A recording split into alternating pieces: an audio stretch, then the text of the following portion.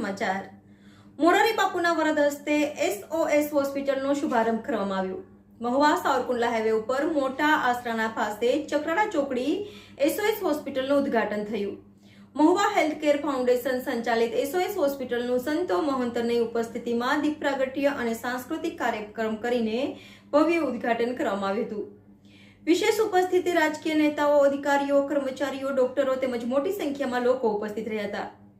SOS હોસ્પિટલમાં તમામ પ્રકારની સુવિધાઓથી સજ્જ અને તાલુકાની મોટામાં મોટી hospital, general physician, surgery, orthopaedic, નવજાત શિશુ, બાળરોગ પ્રસૂતિ તથા સ્ત્રીરોગ ઇમરજન્સી સેવા તેમજ દરેક પ્રકારની સુવિધાઓથી સજ્જ સાથે રક્તદાન કેમ્પ પણ યોજાયો હતો અને રક્તદાન થયું હતું। હોસ્પિટલના સ્વપ્નદ્રષ્ટા સ્વરતીભાઈ માવજીભાઈ વાઘેલા મૂળ મોટા આસરાના પોતાનું સ્વપ્ન હતું કે મારા વિસ્તારમાં એક મોટી હોસ્પિટલ બને, તે આજે પૂર્ણ કર્યું હતું।